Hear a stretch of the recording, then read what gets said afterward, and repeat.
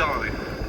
The global banking crisis of 2008 hit Ireland particularly hard because the good times of the Celtic Tiger has led to complacency among bankers and regulators. As house prices plummeted, property developers went bust. And then everything stopped. Basically, the site closed. We wrote multitudes of letters and we were getting no answers. The builder had gone into receivership. With no builder, that dream home they'd first seen in the glossy brochure was now a boarded up shell in an abandoned estate. Nationally, there was anger over how the government had handled Ireland's finances. The Irish crisis today reached breaking point. At the gates of Ireland's Parliament, public anger spilled over as demonstrators tried to stage a sit-down protest. With national debt soaring, the Irish government had no choice but to agree to the terms of an €85 billion bailout from the International Monetary Fund and the European Union. Thousands of homeowners were in negative equity, and in Killaloo, Michelle and William carried on paying a mortgage on a house they couldn't move into. After 3 years of living with Michelle's parents, they decided they needed their own space. We rented an apartment directly across from the estate. I used to walk nearly every day and it was soul destroying.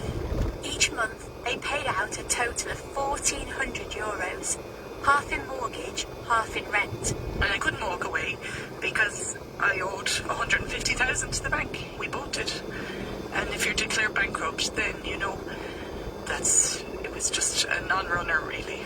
So we just kept paying and people were shocked we kept paying, but we did. We'd one night where we just sat and we discussed it and we said, what do we do? So we actually said, I think the only thing that we could do here, because we were getting no answers, we had gone everywhere, we had done everything. The only thing we could do here is go public. In 2013, Michelle and William gave a series of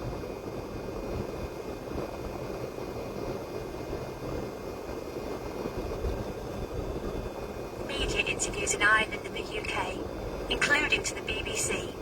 The only growth in the Irish construction industry would seem to be the weeds growing on housing estates like this one, abandoned when the crash came. It's as if time stood still after some cataclysmic event, but that is what's happened to Ireland economically, and it's left behind a legacy of problems for many people who bought houses during the boom.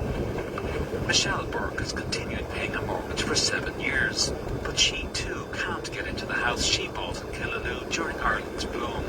We were very excited about it near the lake, and it's just become a living nightmare. At the time that BBC report aired in 2013, there were more than 1,000 housing estates like Michelle and Williams lying empty in Ireland. They became known as ghost estates. The minute it went national, you had people, they wrote to Michelle, Killaloo, County Clare, and the letter would get to me, you know what I mean? People, unbelievable, just wrote to us to say, listen, we don't think we can do anything for you, but we wanted you to know you have support, keep fighting, and don't give up. Buoyed up by the national support, the couple and their would-be neighbours staged a protest outside their derelict estate to demand action from the local government. It was bank holiday Monday, and we went around the village